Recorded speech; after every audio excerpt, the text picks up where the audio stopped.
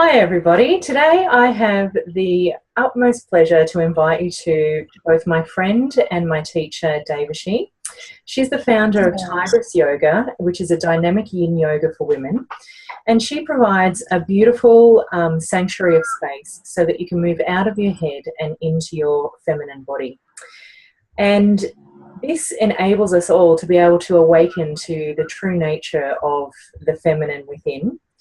So it comes from a philosophy that obviously most yoga is taught comes from masculine lineages, and they don't address the intricacies of the developing feminine essence for women.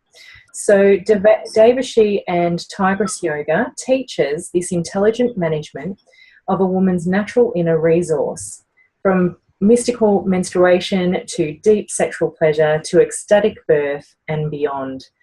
For me personally, it provides a nourishment of my body and my soul so that I can always find a place of peace and rest. So it's my pleasure to introduce you to Devashi. Welcome. Thank you for being here. Thank you.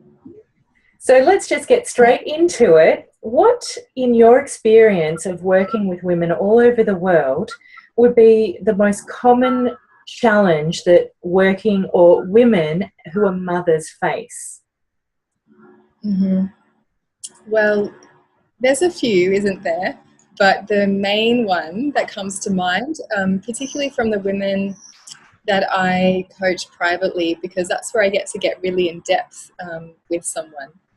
The really common thing is about nourishing herself and being a mother and being a partner perhaps and being a businesswoman, because that can be very tricky.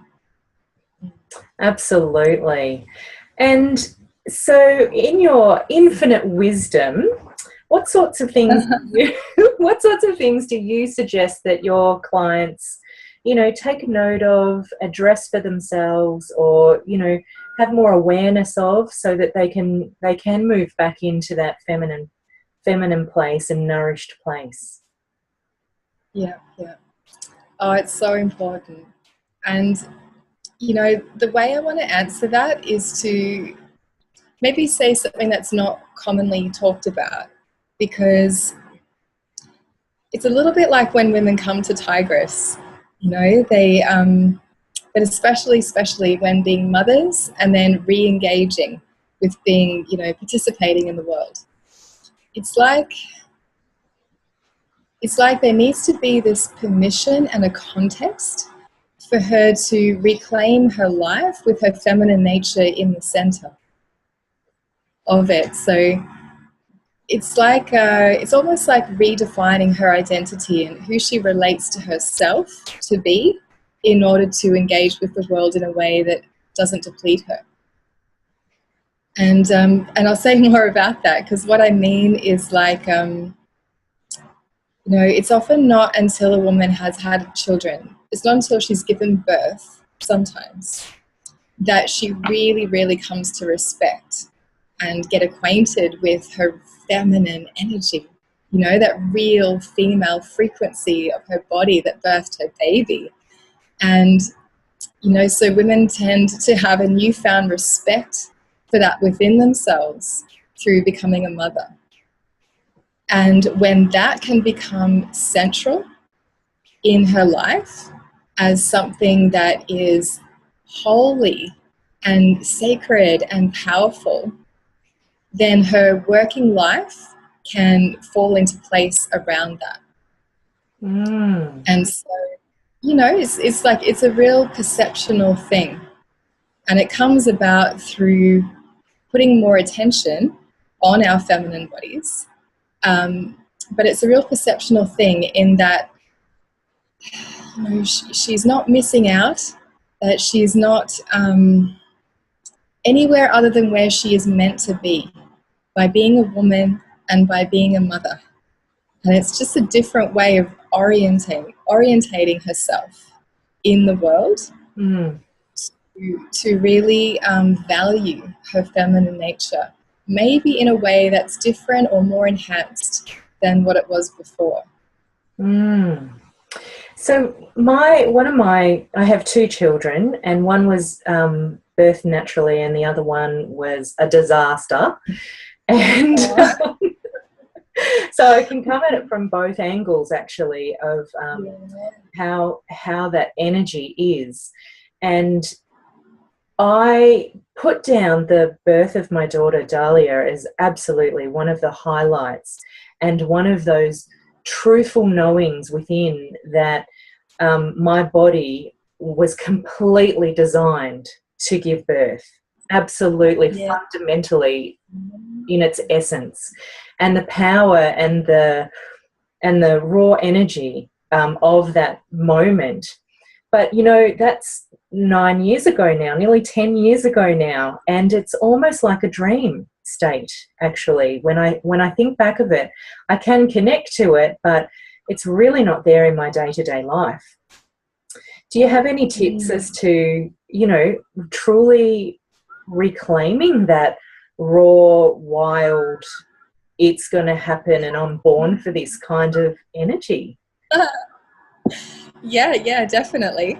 And I mean, maybe the same potency of how you feel it in birth is going to be different because it's a very special Of and course. powerful experience. And hormones are definitely involved as well. Totally. But you would know, Kim, from feeling tigress, that I don't know about you, but I hear lots of women say, especially if they're doing it for the first time and they are mothers, they say, oh my gosh, I haven't felt tapping into that kind of energy since I gave birth. Right. And so these feminine practices that I love to share are about tapping into the same place of where that raw, wild, amazing feminine power comes from. Yes, not in the same quantity that it happens in birth, maybe. Imagine walking around like that. Wow. Look out. Tangent, visioning that. I know. But yeah, there's okay, so there's a few things I want to say at once. There's just being nourished in this really, I call it the frequency, the energy of our feminine source.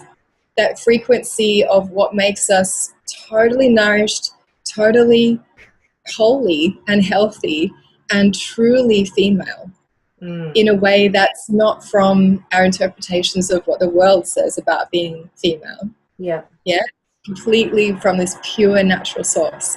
And so we get to tap into that through the tigress practice.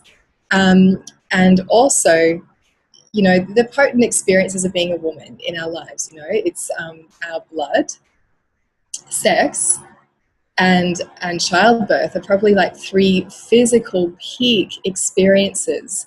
One of them, childbirth, probably we're not going to have that all the time as women, but sex and making love and bleeding, when we're doing these consciously and we're doing them in a way where our feminine nature and the nourishment of that is central to those experiences, it totally reorients us in life. Okay, so one practical example of how a woman can do that is through being in touch with her lunar cycle, which I've actually come to call our vitality rhythm. Yep. And when we get to structure our lives around this, authentic core of what it really is to be a woman, everything falls into place.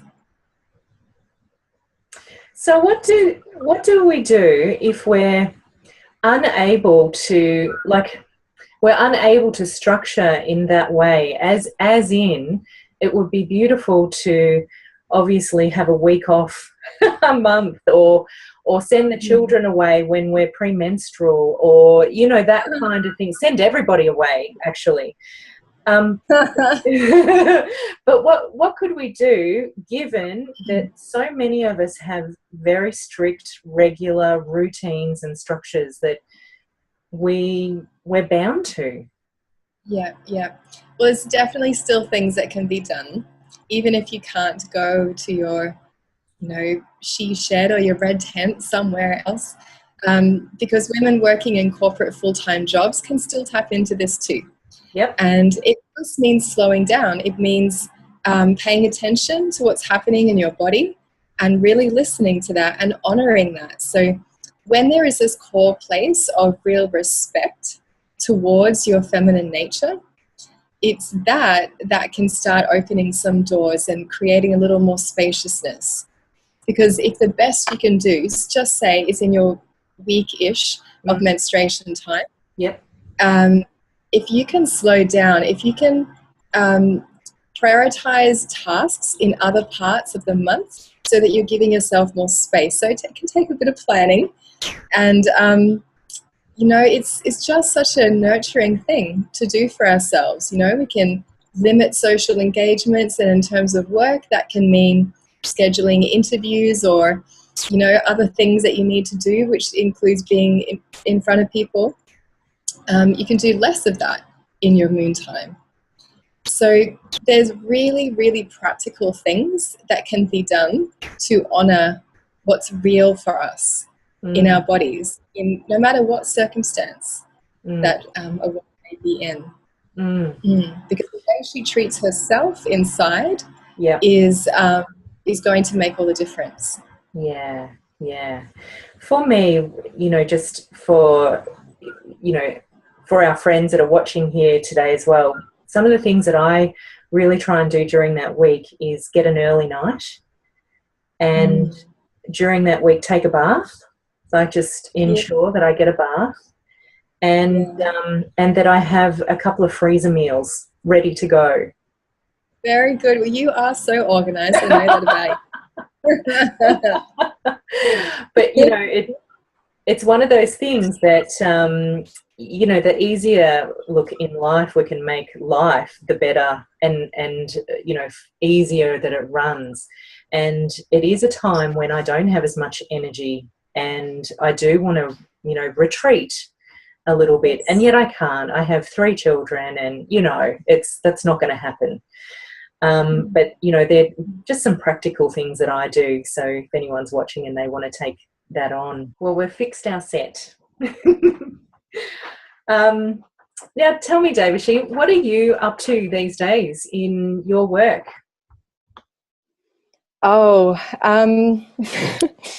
The creative life of Devashi. Oh my gosh. And it may change tomorrow. I'm currently finishing a PhD in somatic psychology, which I'm choosing to focus on the work that I already offer. And I am going to be sharing a lot more on what I call our feminine source, which is really the teachings behind the physical practice of Tigress Yoga. And I have so much abundance of creative vision and things that I'm so happy and inspired to share with women that can quite happily keep doing this for lifetimes. Beautiful. And and something I've noticed is that women who have their particular craft and their particular focus, sometimes they end up focusing on business and teaching about business because they've had to learn a lot about that. Yep. And I get that, because we need to learn a lot about that world to be effectively sharing what we love. But for me, my passion isn't business itself, but the inner process of being what I call a creatress. And how to engage that from a really authentic place, and how to take really good care of ourselves as women in the process of delivering our work to the world. That is really necessary, isn't it? Because we know from, well, perhaps not you, but definitely me, I know from my life of working, it's really easy to get burnt out. And I'm a woman who's always popping with awesome ideas to Yes. Oh, I've always got stuff. I know, I do. But there is, you know, there is that self-care that's absolutely needed if we're going to do anything in this world, really. Yeah. Things are moving very fast. The internet is amazing and intensely depleting if we let it that far into our inner space. And so there's so many ways we need to learn how to take care of ourselves. So what do you do for your daily practice, Devashi? Well, I'm so happy to have landed in Australia again after 4 years of living what's called the laptop lifestyle in different countries. And for me, that was mostly Bali and Thailand. And I'm so happy to have landed back in the space where I'm actually going to be in the one location primarily for 6 whole months. It's very exciting for me. And for me, being a highly creative, visionary type of person, I really appreciate healthy structure and routine. It really helps contain my energy in a really good way. And so morning practice is super important to me. And the main thing I have to share about that is I have to create this, what I have been calling our sphere of self-nourishment. And I am with that, and only with that, for the first few hours of my day when I wake up. And yes, no, I don't have children, so I have maybe a little more space than some other women. But, you know, I allow my sense of being filled and a sense of being held in that, all the things that fill me up, all the things that are really nourishing for me. And at the moment, it is having the opportunity to go walking early morning in nature, which is very close to where I'm living. And I drink lemon water. I give myself a bit of space, and I listen to my body and how she wants to move. And I do my feminine source meditation, and I go walking, and I don't bring my phone. I don't bring anything with me. And in that kind of creating of white space, of empty space, I actually have a lot of new creative ideas or intuition and insights that come to me that are literally new, because I'm open. My vessel is open to receive. And of course, I do my own physical tigress practice, so it really gets my energy moving in my body. And there are a few styles of tigress, or rather phases of the practice. And so depending on where I'm at in my cycle, because this is important in our personal lives as well as our work lives as women, depending on where I'm at in my cycle defines what kind of practice I do with my body for that day. Beautiful. So if our you know, the beautiful women who are watching could take something out of that, it would be to get into nature and unplug from the phone, have a nice big beautiful glass of lemon water, and see what happens. And there's other things too, you know. I have a beautiful smoothie. I eat a really good breakfast. I've got a very healthy appetite, and I love really nourishing food. So breakfast feels like a really important meal, and it's all part of this sense of fulfillment and nourishing myself before I put my focus and attention on being of service. And for me, having been in that role for all of my adult life, actually since I was 16, 17 is when I began doing healing work with people. And it hasn't stopped, you know. So I really know what it's like. Even if I'm not a mother physically, I really know what it's like to have a soul path that has been so aligned to being of service. And I have learnt so much about making sure that I'm taking care of myself. Yeah, beautiful, beautiful. And so we've only got a few minutes left, but if you were to impart, you know, a couple of pearls of wisdom that our viewers could take on for themselves over, you know, this next week or this next month, what would that be? Or do you have a short practice that we could go through or something like that whilst we're here right now, just to spring it on you?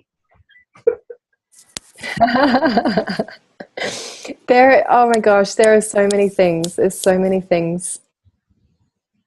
The one I feel moved to share right now is about letting our natural sensuality, in a very authentic way, not in a trying to be sensual or trying to be sexy kind of way, but in a totally authentic female sensuality kind of way.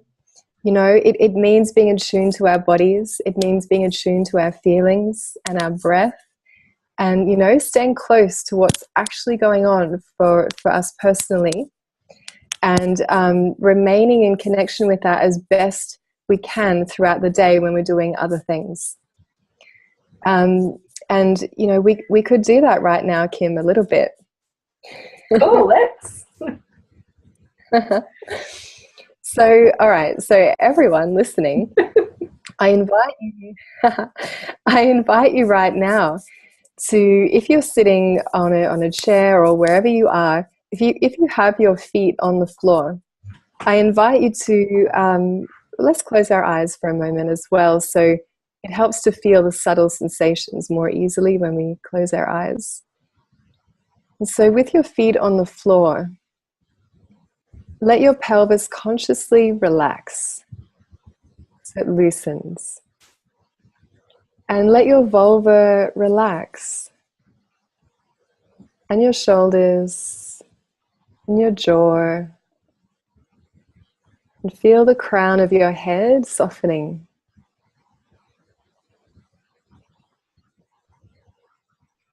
And coming back to sensing what you can feel under your feet, I want to invite you to feel the way that you are being held by Mother Earth and by just being in your body right now.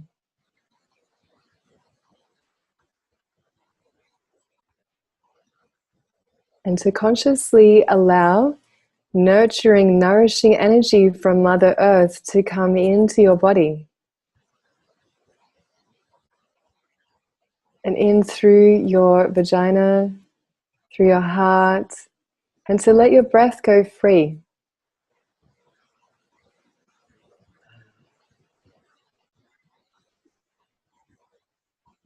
So if you can, unlock your jaw and let your out breath just fall out through your mouth. So this is creating a receptivity throughout your feminine body.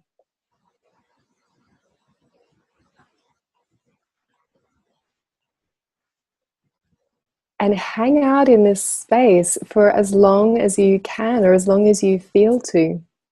And notice how that shifts your attention into this mode of being receptive and being filled by life.